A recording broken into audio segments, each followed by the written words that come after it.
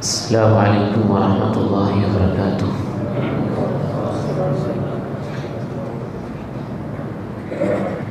الحمد للہ نحمده ونستعینه ونستغفره ونعوذ باللہ من شرور انفسنا ومن سیئات اعمالنا، اشہد ان لا الہ الا اللہ وحدہ لا شریک له وأشهد أن محمدًا عبده ورسوله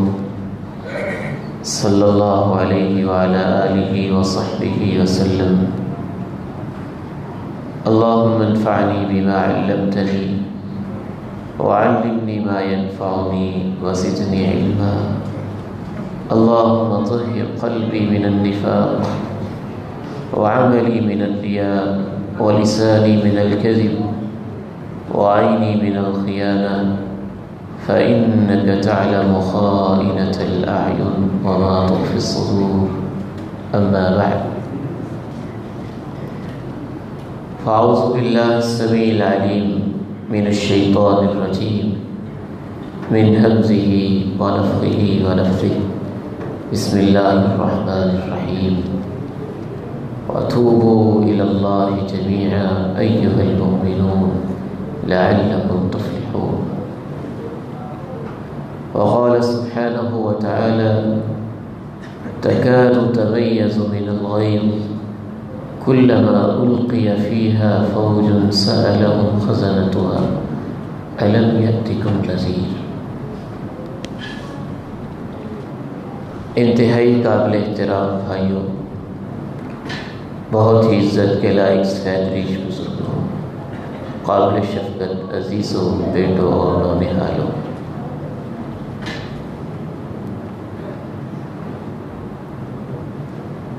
اللہ تعالیٰ کی جو بے پناہ مخلوقات ہیں، ان میں سے ایک مخلوق کا نام جہنم ہے۔ جہنم کا نام سنتے ہی بعض دفعہ ہمارے ذہنوں میں یہ خیال آتا ہے کہ شاید وہ ایک گڑھا ہے اور اس کے اندر لوگوں کو بس بلا ترتیب پھینک دیا جائے گا۔ قرآن و سنت کے مطالعہ سے یہ بات معلوم ہوتی ہے کہ جہنم عذاب کے لیے ایک ایسا مقام ہے جس کی اللہ رب العزت نے کلاسیفیکیشن کی ہوئی ہے، درجہ بندی کی ہوئی ہے، باقاعدہ اس کے دروازے لگائے ہوئے ہیں، ہر دروازے کے اندر ایک پورشن بنایا ہوا ہے اور ہر پورشن کا ایک ٹیمپریچر ہے اور ہر پورشن کے بارے میں یہ طے ہے کہ اس میں کس طرح کے لوگ جائیں گے۔ لہا سبعۃ ابواب لکل باب منہم جزء مقسوم، اس کے 7 دروازے ہیں اور ہر دروازے کا اللہ رب العزت نے حصہ تقسیم کر رکھا ہے، کس میں منافق جائیں گے، کہاں یہودی جائیں گے، کہاں عیسائی جائیں گے، کہاں اہل ایمان کے نافرمان جائیں گے، زانیوں کا ٹھکانہ کون سا ہوگا، شرابیوں کو سزا کیسے ملے گی، چوروں کے عذاب کے انداز کیا ہوں گے، ڈاکوؤں کی مختلف قسم کے جہنم کے پکڑنے کے انداز کیسے کیسے ہوں گے، یہ بھی اللہ رب العزت نے تقسیم کر رکھا ہے۔ اور جو اس کے پورشن بنائے ہوئے ہیں، مختلف طبقات بنائے ہوئے ہیں، مختلف تہیں بنائی ہوئی ہیں، ان کا تذکرہ بھی قرآن مجید کے اندر ملتا ہے۔ سب سے کم عذاب جسے ہوگا، سب سے ہلکا عذاب، وہ جہنم کا وہ حصہ ہوگا جس کے اندر انسان کا چہرہ، انسان کے ہاتھ، انسان کے کولے، انسان کی رانیں، انسان کے گھٹنے، یہ آگ سے بچے ہوئے ہوں گے۔ یعنی جو اس کا سب سے ہلکا پورشن ہے عذاب دینے والا، اس میں ایسے لوگ ہوں گے جن کا باقی حصہ آگ میں نہیں ہوگا، وہ آگ سے بچا ہوا ہوگا، صرف ان کے پاؤں والے حصے میں آگ ہوگی۔ اور دونوں جہانوں کے سردار الصادق المصدوق علیہ الصلاۃ والسلام ارشاد فرماتے ہیں ان اہون اہل النار عذابا، تمام جہنم والوں میں سے سب سے کم عذاب اس شخص کو ہوگا جس کے پاؤں کے نیچے جہنم کے انگارے رکھے جائیں گے، یغلی منہما دماغہ، اور ان کے اس انگاروں کی وجہ سے اس کا دماغ بھی کھول رہا ہوگا۔ وہ سمجھے گا کہ سب سے سخت عذاب مجھے ہو رہا ہے، وَإِنَّهُ لَأَهْوَنُهُمْ عَذَابًا، حالانکہ سب سے کم عذاب اسے ہو رہا ہوگا۔ ایک اور ایسا پورشن ہوگا جس کے اندر جہنم کی لو پہنچے گی، جہنم کی سختی پہنچے گی۔ ایک اور ایسا پورشن ہوگا جس کو اللہ رب العزت نے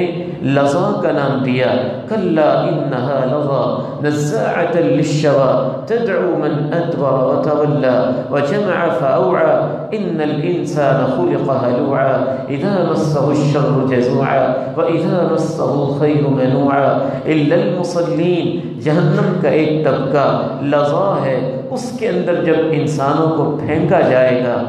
نزاعۃ للشوا تدعو من ادبر وتولى، تو انسان کی پوری چمڑی کو فوری طور پہ اس پورشن کی آگ ادھیڑ کے رکھ دے گی۔ ایک اور پورشن ہے، ایک اور طبقہ ہے، اس کو اللہ رب العزت نے سقر کا نام دیا ہے، سأصلیہ سقر وما ادراک ما سقر لا تبقی ولا تذر لواحۃ للبشر علیہا 19 وما جعلنا اصحاب النار الا ملائکہ۔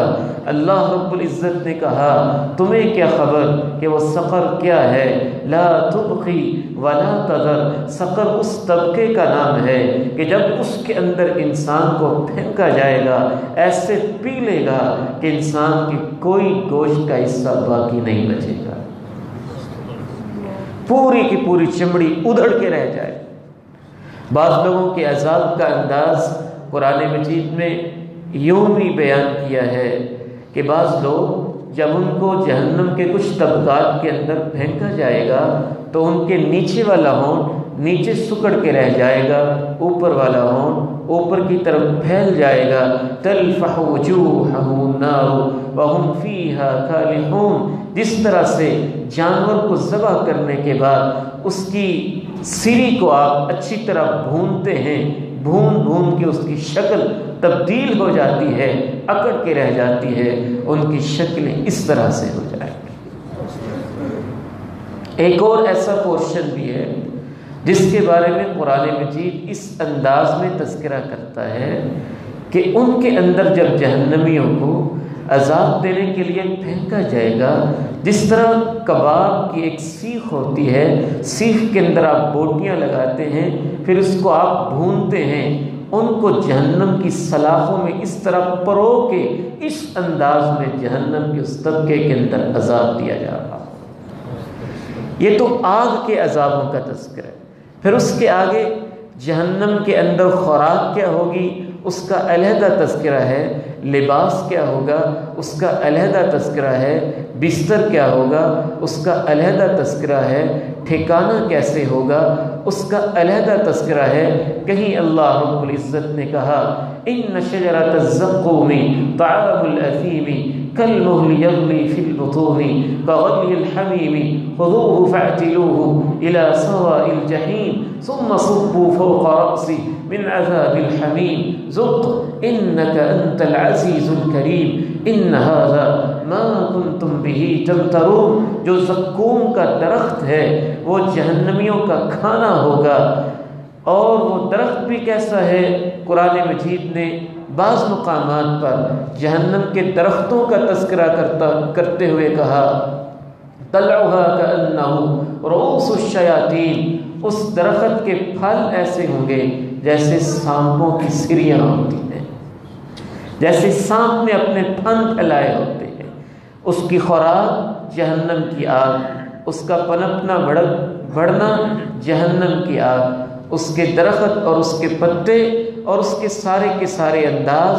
جہنم کی آگ۔ جو درخت جہنم کی آگ کے اندر ہی اس کا بیج ہے، جہنم کی آگ کے اندر ہی اس کی گروتھ ہے، جہنم کے آگ کے اندر ہی اس کا پھل تیار ہو رہا ہے، جہنم کے آگ کے اندر ہی سب کچھ تیار ہو رہا ہے۔ ایک روایت میں تو الصادق المصدوق دونوں جہانوں کے سردار صلی اللہ علیہ وسلم نے یہاں تک ارشاد فرمایا کہ جو خوراک جہنمیوں کو دی جائے گی، اگر اس کا ایک قطرہ دنیا کے اندر پھینک کے ملا دیا جائے تو پوری دنیا ہی بدبودار ہو جائے۔ لہم من جہنم مہاد ومن فوقہم غواش، نیچے بستر بھی آگ کا ہے، اوپر لحاف بھی آگ کے ہیں، سلاخیں بھی آگ کی ہیں، مختلف قسم کی ونڈوز بھی اگر اللہ نے دے رکھی ہیں تو وہ بھی آگ کی ہیں، دروازے بند کیے ہوئے ہیں، انہا علیہم مقصدہ فی عمد ممددہ، لمبے ستون یا زنجیریں بنا کے تو وہ بھی آگ کی ہیں۔ پھر اس کے اوپر مستزاد وہ مختلف قسم کے کوڑے ہوں گے جو فرشتے برساتے ہوں گے، وہ زنجیریں ہوں گی جن کے اندر انسانوں کو پرویا ہوا ہوگا۔ ایک زنجیر کے بارے میں قرآن مجید نے تذکرہ کیا، فی سلسلۃ ذرعها 70 ذراعا فاسلکوہ انہ کان لا یؤمن باللہ العظیم ولا یحض علی طعام المسکین، اس کو پرو دو اس زنجیر کے اندر جس کی لمبائی 70 ہاتھ تک ہے۔ ایک انسان کو کبھی اس کی پاؤں کی زنجیریں، کبھی گردن کے توق، کبھی ہاتھوں کے کڑے، مختلف قسم کی سزائیں، مختلف قسم کے مجرم، کسی کو سزا دینے کا کیا انداز ہوگا، کسی کو سزا دینے کا کیا انداز ہوگا، اور اوپر سے تیسری قسم کی جو سزا دی جائے گی وہ فرشتوں کے بول ہوں گے جو ان کو مختلف قسم کے مذاق کے انداز میں کہتے ہوں گے۔ کبھی وہ کہتے ہوں گے الم یأتکم نذیر، او پگلے تمہارے پاس انبیاء نہیں آتے رہے تھے، ڈراوا دینے والے پیغمبر نہیں آتے رہے تھے؟ قالوا بلا قد جاءنا نذیر فکذبنا وقلنا ما نزل اللہ من شیء ان انتم الا فی ضلال کبیر، وہ کہیں گے کیوں نہیں، ہاں آتے رہے تھے، ہم ہی بیوقوف تھے، ہم ہی پاگل تھے، ان کو مانتے نہیں تھے۔ کبھی کسی کو فرشتے کہیں گے طہر کا درخت، اس کے منہ میں ڈال کے کہیں گے ذوق انک انت العزیز الکریم، تو بڑا عزت والا ہے، تو بڑا چودھری ہے، تو بڑا وڈیرا ہے، تو بڑا سردار ہے، آج تیری یہ خوراک ہے، ذرا اس کو چکھ کے تو دیکھو نا۔ کبھی اس کی جمع کی ہوئی دولت کے خزانے سانپ بن کے اس کو کہیں گے انا مالو انا کنزو، میں تیری دولت ہوں نا، اب تیرے سامنے ہوں تو مجھے کھاتا کیوں نہیں، مجھ سے بھاگتا کیوں ہے، مجھ سے ڈرتا کیوں ہے، مجھ سے جان کیوں چھڑاتا ہے۔ کبھی ان کے بولنے کے انداز یہ ہوں گے کہ جب کئی صدیاں پڑے ہوئے گزر گئیں، روتے رہے، بلبلاتے رہے، فرشتے سے بات کا موقع ملا، فرشتے کے سامنے ایک درخواست رکھی، رب کریم تک ہماری درخواست کو پہنچا دو، تو ان کو کہا جائے گا قال اخسئوا فیہا ولا تکلمون، ذلیل ہو کے یہاں پڑے رہو، اللہ رب العزت سے بات کی تمہیں کوئی اجازت نہیں ہے، تمہیں گفتگو کی بھی کوئی اجازت نہیں ہے، یہاں دھتکارے ہوئے پڑے رہو۔ یہ مختلف قسم کے انداز ہوں گے۔ میرے محترم بھائیوں اور بزرگوں، میرا اور آپ کا آج کا ایک بہت بڑا مسئلہ یہ ہے کہ ہمارے خوف، ہمارے حاشیہ خیال اور ہماری زندگی کی فہرست میں سے جہنم شاید نکل چکی ہے۔ وہ کیا ہے؟ اس سے بچنے کا انتظام کیا ہے؟ جبکہ ہمارے اسلاف کہا کرتے تھے کہ جہنم سے وہی لوگ بچتے ہیں جو جہنم سے ڈر کے زندگی بسر کرتے ہیں۔ قرآن مجید میں اللہ نے اہل ایمان کی ایک دعا بیان کی ہے، رَبَّنَا اصْرِفْ عَنَّا عَذَابَ جَهَنَّمَ إِنَّ عَذَابَهَا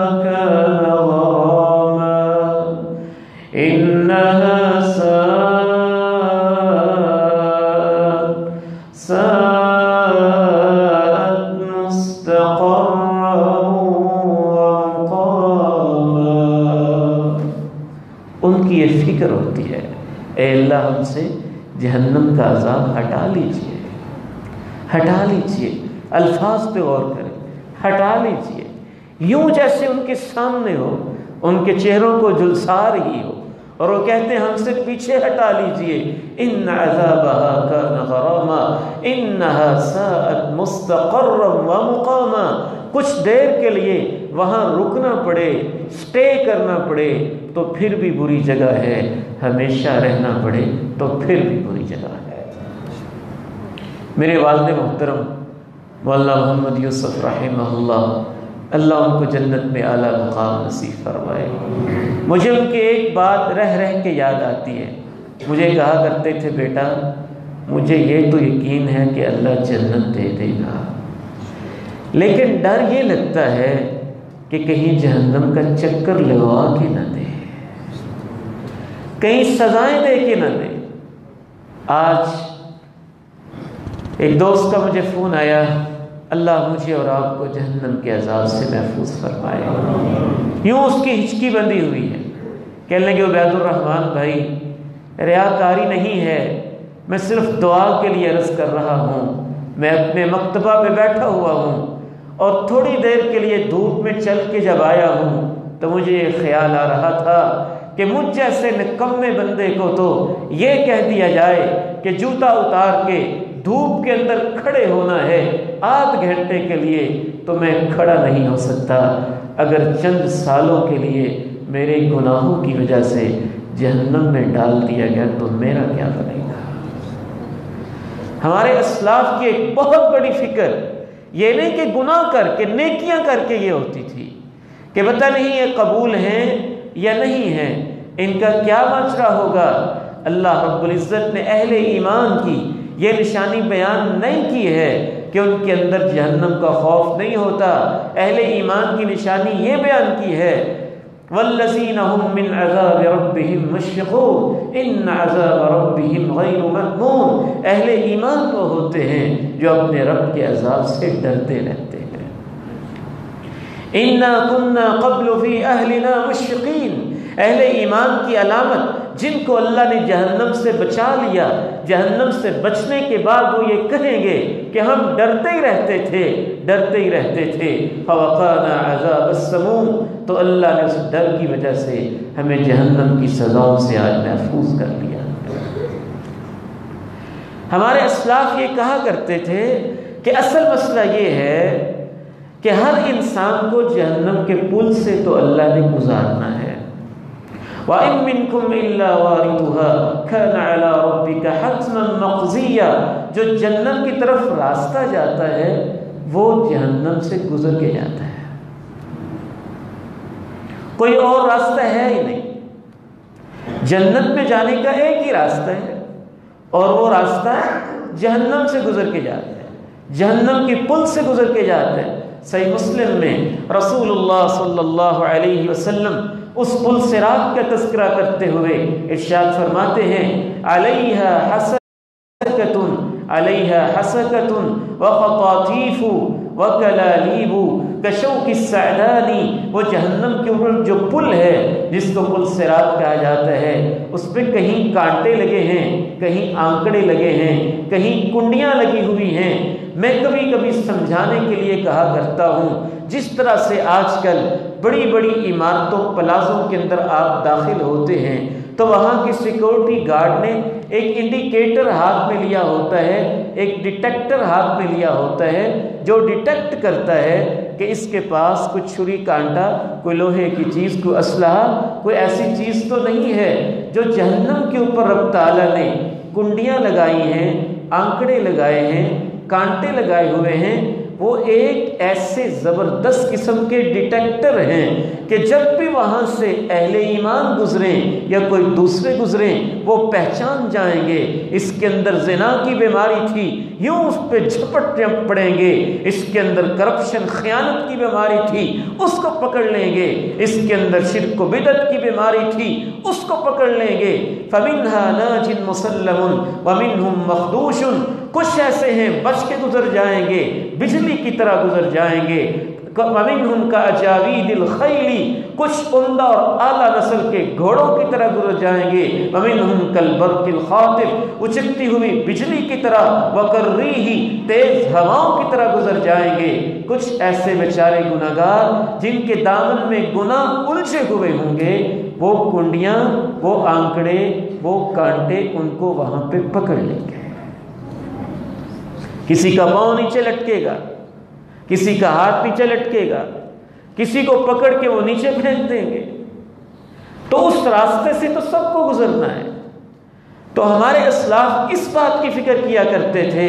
کہ اللہ اس راستے سے گزرنا ہے، ہماری دعا یہ ہے کہ ہمیں سلامت وہاں سے گزار دینا، سلامت وہاں سے گزار دینا۔ کئی دفعہ وہ لوگ جن کو اللہ نے حج عمرہ کا موقع دیا ہے، باہر سفر کا موقع دیا ہے، کئی دفعہ ہم جب سامان کی پیکنگ کر رہے ہوتے نا،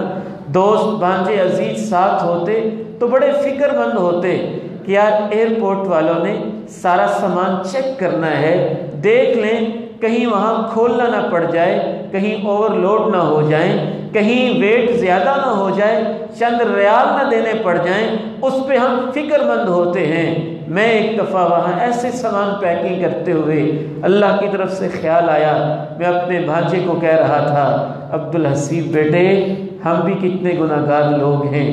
ایئرپورٹ والے لوگوں سے 2-4 گھنٹے کے سفر کے لیے تو ڈرتے ہیں، اور جہنم کی پل صراط سے گزرنے کے لیے ہم کبھی نہیں ڈرے ہیں کہ میرے دامن میں کیا کچھ الجھا ہوا ہے اور میں نے اس سے جان چھڑا کے یہاں دنیا سے جانا ہے۔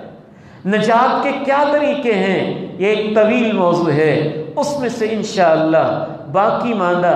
10-15 منٹ کے اندر صرف ایک طریقہ میں نے آپ کے سامنے عرض کرنا ہے، اور کوشش یہ ہم نے کرنی ہے مل جل کے کہ ہم نے پریکٹیکلی اس طریقے کو اختیار بھی کرنا ہے، اور جو اس کی راہ میں رکاوٹیں ہیں ان کو سمجھ کے جانا ہے۔ وہ ایک بہت بڑا طریقہ یہ ہے کہ بنیادی طور پر جہنم کا سامان بنانے والی انسان کو چیز اس کے برے اعمال ہیں۔ اب برے اعمال کی مختلف فہرستیں، کچھ کبیرہ گناہ ہیں وہ انسان کو جہنم میں لے کے جاتے ہیں، کچھ صغیرہ گناہ ہیں جن کو اگر بار بار کیا جائے، اصرار کے ساتھ کیا جائے۔ امام طبری نے تفسیر طبری میں حضرت عبداللہ ابن عباس رضی اللہ تعالی عنہما کا یہ قول نقل کیا ہے، لا کبیرہ مع الاستغفار ولا صغیرہ مع الاصرار۔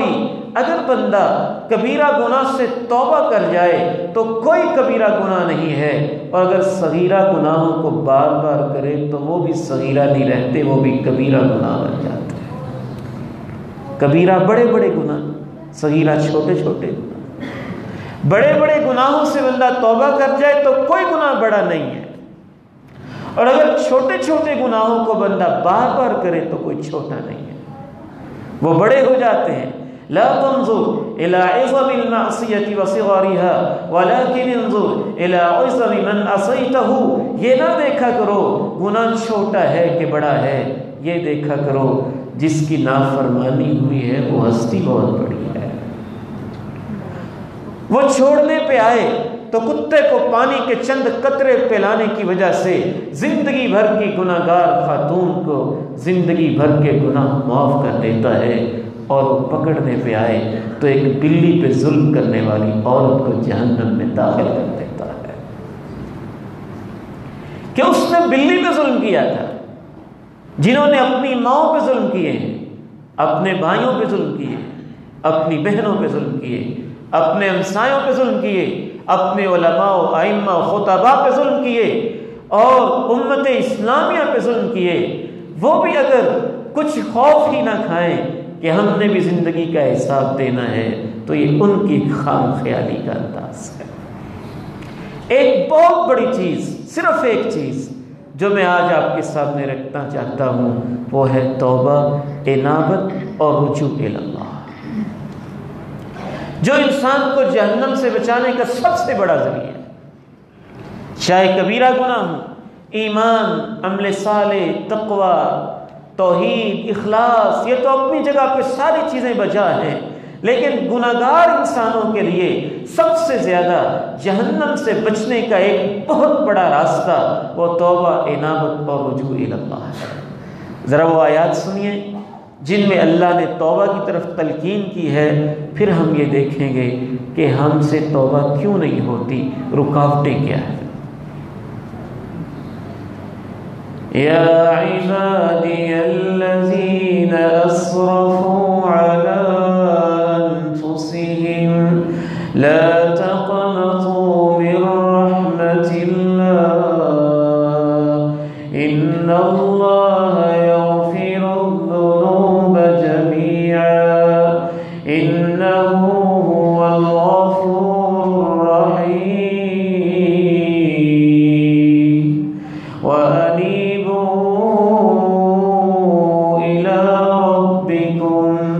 وأسلموا له من قبل أن يأتيكم العذاب ثم لا تنصرون۔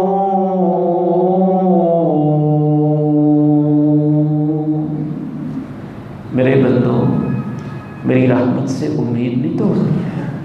ان اللہ یغفر الذنوب جميعا، اللہ تو سب گناہوں کو معاف کر دیتا ہے۔ ان اللہ یبسط یدہ باللیل لیتوب مسیء النہار ویبسط یدہ بالنہار لیتوب مسیء اللیل۔ رب کریم جب صبح کی سفیدی ختم ہو جاتی ہے، رات کے پردے چھا جاتے ہیں، صبح کے گناہگار رات کو مست ہو کے سو جاتے ہیں، رب کریم کہتے ہیں میرے بندو، دن میں گناہ کرنے والوں میں نے اپنے ہاتھوں کو پھیلایا ہے، اے دن کے گناہگاروں واپس آ کے معافی تو مانگ لو۔ رات کے گناہگار رات بھر کے گناہوں میں مست، صبح لمبی ٹانگ کے سو جاتے ہیں، رب کریم اپنے ہاتھ کو پھیلا دیتے ہیں، اے رات کے گناہگاروں میں نے اپنے ہاتھوں کو پھیلایا ہے، واپس آ کے مجھ سے معافی تو مانگ لو۔ یا ابن آدم لو اتیتنی بقراب الارض خطایا ثم لقیتنی لا تشرک بی شیئا لاتیتک بقرابها مغفرہ۔ اے آدم کے بیٹے، اگر تو اتنے گناہ کرے کہ ساتوں بر اعظم اور زمین کی ساتوں تہیں تیرے گناہوں سے بھر جائیں، پھر تو میرے پاس آ کے شرک سے توبہ کر کے، شرک سے اپنے نام اعمال کو صاف کر کے آ کے کہہ دے اے اللہ میرے گناہوں کو معاف کر دے، تو میں زمین بھر کے معافیوں کی لے آؤں گا۔ لو بلغت ذنوبك عنان السماء ثم استغفرتنی غفرت لك على ما كان منك ولا ابالی۔ اے آدم کے بیٹے، اگر تیرے گناہوں کے ڈھیر آسمان کے بادلوں تک پہنچ جائیں، پھر تو مجھے کہہ دے اے اللہ مجھے معاف کر دے، تو آسمان تک تیرے گناہوں کے ڈھیروں سے تجھے اچانک کی بات صاف کر دوں۔ لیکن اللہ نے ایک شرط لگائی، ایک شرط لگائی، وَأَنِيبُوا إِلَىٰ رَبِّكُمْ وَأَسْلِمُوا لَهُ مِن قَبْلِ أَن يَأْتِيَكُمُ الْعَذَابُ ثُمَّ لَا تُنصَرُونَ۔ واپس تو آ جاؤ، پلٹ تو آؤ۔ رب تعالیٰ دو کام کروانا چاہتے ہیں، ہم ایک کرتے ہیں۔ اللہ کہتے ہیں استغفار بھی کرو اور توبہ بھی کرو۔ ہم استغفار تو کرتے ہیں، توبہ نہیں کرتے ہیں، یا استغفار اور توبہ کے فرق کو نہیں سمجھتے۔ وَأَنِ اسْتَغْفِرُوا رَبَّكُمْ ثُمَّ تُوبُوا إِلَيْهِ يُمَتِّعْكُمْ مَتَاعًا حَسَنًا إِلَىٰ أَجَلٍ مُّسَمًّى۔ رب تعالیٰ سے استغفار کرو اور توبہ بھی کرو۔ استغفار یہ ہوتا ہے کہ آپ نے زبان سے کہہ دیا یا اللہ مجھے معاف کر دے، استغفر اللہ کی تسبیح پڑھ لی، رب اغفر وارحم وانت خیر الراحمین پڑھ لیا، لا الہ الا انت سبحانک انی کنت من الظالمین پڑھ لیا، اللہم انک عفو تحب العفو فاعف عنی کا وظیفہ پڑھ لیا، 100 دفعہ کر لیا۔ اکثر لوگ یہ کہتے سنائی دیتے ہیں میں 100 دفعہ پڑھ لیتا ہوں، 1000 دفعہ پڑھ لیتا ہوں، اتنی مرتبہ پڑھ لیتا ہوں، اچھی بات ہے، اپریشیبل ہے، قابل تعریف ہے، قابل تحسین ہے، لیکن شرط یہ ہے ثم توبوا الیہ، استغفار کے ساتھ توبہ بھی تو کرو۔ استغفار اور توبہ کے اندر ایک گہرا فرق یہ ہوتا ہے کہ استغفار کا تعلق آپ کی زبان سے ہوتا ہے، توبہ کا تعلق آپ کے عمل سے ہوتا ہے۔ استغفار کا تعلق ایک لپ سروس ہوتی ہے، زبان کا اظہار ہوتا ہے۔ توبہ کا تعلق آپ کے کریکٹر کی تبدیلی اور آپ کے کردار کی تبدیلی سے ہوتی ہے۔ گجرانوالہ سے ایک شخص اسلام آباد جانا چاہتا ہے اور وہ غلطی سے لاہور والے راستے پہ چلا گیا۔ راستے میں سٹاپ آتے رہے، کاموں کی آیا، مرید کے آیا، کاموں کی پہنچا، اسے کہا تم اسلام آباد جانا چاہتے ہو، ادھر لاہور ہے، اسلام آباد والا راستہ یہ نہیں ہے۔ وہ کہنے لگا استغفر اللہ استغفر اللہ، اور اسی جگہ جم کے بیٹھا رہا۔ اس نے اپنی ڈائریکشن نہ بدلی، اپنی سمت نہ بدلی، اپنے رخ کو تبدیل نہ کیا۔ ایمانداری سے بتائیں وہ لاہور پہنچے گا یا اسلام آباد؟ لاہور۔ وہاں بیٹھے بیٹھے اس نے کانوں کو ہاتھ لگایا، استغفر اللہ کا وظیفہ شروع کر دیا، لمبی ساری تسبیح ہاتھ میں پکڑ لی، لیکن ایسا جم کے ڈھیٹ بن کے بیٹھا ہوا ہے کہ بدلنے کے لیے تیار نہیں ہے۔ اگر اس کی اپنی گاڑی ہے تو ڈائریکشن نہیں بدل رہا، اگر پبلک کنوینس ہے تو اس سے اتر کے دوسری بس پہ سفر نہیں کر رہا، جم کے بیٹھا ہوا ہے، اسی راستے پہ جا رہا ہے۔ وہ لاکھ مرتبہ بھی استغفار کا وظیفہ پڑھ لے، جب تک راستہ نہیں بدلے گا منزل نہیں بدلے گی۔ اس کا یہ کہنا استغفر اللہ اور کانوں کو ہاتھ لگا دینا یہ استغفار ہے، لیکن جب وہ یو ٹرن لے گا، توبہ کا معنی ہوتا ہے پلٹ آنا، جب وہ یو ٹرن لے لے گا، چینج ہو جائے گا، اسے سمجھ آ جائے گی یہ راستہ غلط ہے، مجھے تو اسلام آباد جانا ہے، اپنی زندگی کو بدلے گا، ماحول کو بدلے گا، راستے کو بدلے گا، تو پھر اس کی منزل بدل جائے گی۔ ہم جہنم کے راستے پہ مسافر بنے رہتے ہیں، جہنم کی راہوں پہ چلتے رہتے ہیں اور زبان سے استغفر اللہ کہتے رہتے ہیں، توبہ نہیں کرتے ہیں۔ جب تک ہمارا یہ رویہ ہوگا، خطرہ ہے کہ منزل وہی ہوگی جدھر ہم سفر کر رہے ہیں۔ پہلی وجہ توبہ نہ کرنے کی یہی ہے کہ ہم توبہ کے تصور کو نہیں سمجھتے، توبہ کا مفہوم نہیں سمجھتے۔ سب سے پہلی چیز توبہ کے اندر یہ ہوتی ہے کہ آپ کو احساس ہوا کہ میں غلطی کر رہا تھا، اس پہ آپ شرمندہ ہوئے۔ دوسری شرط یہ ہوتی ہے کہ آپ نے اس گناہ کو چھوڑ دیا۔ تیسری شرط یہ ہوتی ہے آپ نے وعدہ کیا کہ میں آئندہ نہیں کروں گا، اور اگر اس گناہ کا تعلق حقوق العباد سے ہے تو چوتھی شرط یہ ہے کہ صاحب حق کو اس کا حق واپس کر دیا۔ زیادتی کی تھی تو اس سے معافی مانگ لی اور اپنے معاملے کو صاف اور کلیئر کر لیا۔ جب یہ چار شرطیں پوری ہو جاتی ہیں پھر رب کریم صرف گناہوں کو معافی نہیں کرتا بلکہ گناہوں کو نیکیوں میں تبدیل کر کے رکھ دیتا ہے۔ دوسری وجہ جس وجہ سے ہم توبہ نہیں کر پاتے یا صحیح توبہ نہیں کر پاتے، دوسری بنیادی وجہ یہ ہوتی ہے کہ ہم لوگ توبہ تو زبانی کلامی کر لیتے ہیں، آنسو بہا لیتے ہیں، لیکن توبہ کا ایک بہت بڑا تقاضا یہ ہوتا ہے کہ جس برے ماحول کے اندر آپ رہے ہیں اس ماحول سے بھی توبہ کر جائیں، ان دوستوں سے توبہ کر جائیں، ان کمپنیوں سے توبہ کر جائیں۔ جتنے نوجوان بیٹے بیٹھے ہیں، جتنے میرے بھائی بیٹھے ہیں، جتنے میرے بزرگ بیٹھے ہیں، میں ان سے دو ٹوک کہنا چاہوں گا، توبہ کا ایک بہت بڑا تقاضا یہ ہوتا ہے۔ سچی توبہ تب ہوگی، توبہ کے اوپر قائم آپ تب رہیں گے جب آپ اس ماحول کو بھی خیر بات کہہ دیں گے جس ماحول نے آپ کو برے راستے پہ لگایا تھا۔